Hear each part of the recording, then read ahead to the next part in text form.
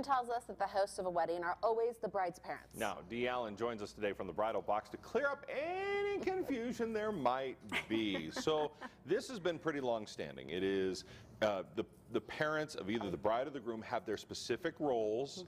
Do not cross the streams, Ray. No. Ghostbuster reference there. So who really is the host?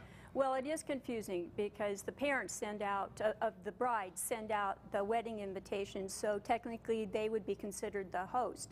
But the bride and groom are the ones who plan the whole wedding. Well, and also, I have seen invitations now where they do not say Mr. and Mrs. XYZ are pleased to announce the marriage of their daughter. And sometimes it's actually the bride and the groom whose names are at the top of it. I've seen that as well. Does it come down to who pays, or maybe you give way to it's really important to mom and dad? No, it's not who pays so much. I don't think that they talk about hosting so much.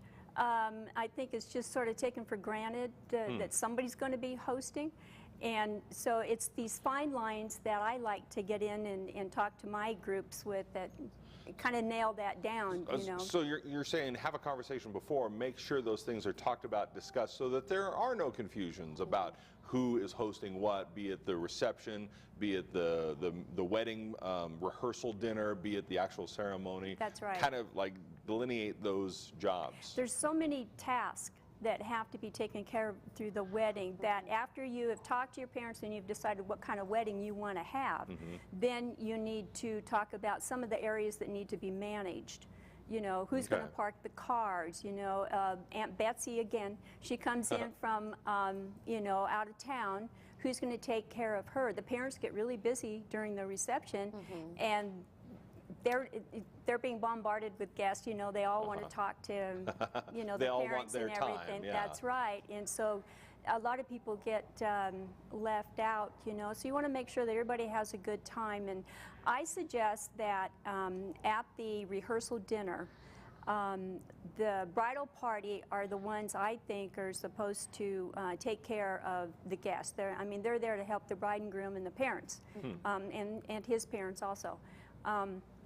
I came up with this little tip that maybe just a printed business card with the bridal party's name on it is assigned a certain person. Will you introduce yourself at the rehearsal dinner, because your out-of-town guests are supposed to be invited to the rehearsal dinner. And then you have your contact information on the business card. And then they can call and talk to them and find out, you know, just exactly where am I supposed to be when, and are you going to come get me, or what kind of transportation there is, and, you know, that sort of thing. And then that person should follow them or check on them at the reception, you know, if their plates are, you know, ready to be picked up, go pick them up. I mean, make their experience at the reception nice. You know, because they'll go home with a really nice memory. Nobody forgot them, you know, that sort of thing. And you want to make sure that everybody has a good time. Now, you do all of these great workshops for people to be able to learn how to put together weddings, because you don't know until you do it. That's right. How can people get in contact with you so that they can participate in these? You can call me direct, 208-269-0109.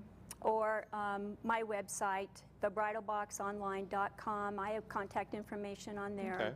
So you send me an email and be more than happy to answer any of your questions. And wise words to help create any confusion, help temper it down at the wedding, which can sometimes last for generations. That is so true. So true. That's true, yes. Dee Allen, thank you so much for joining us. Oh, thank you. And coming up on more, why a reporter preparing for the Sochi Olympics was seen double in the men's room.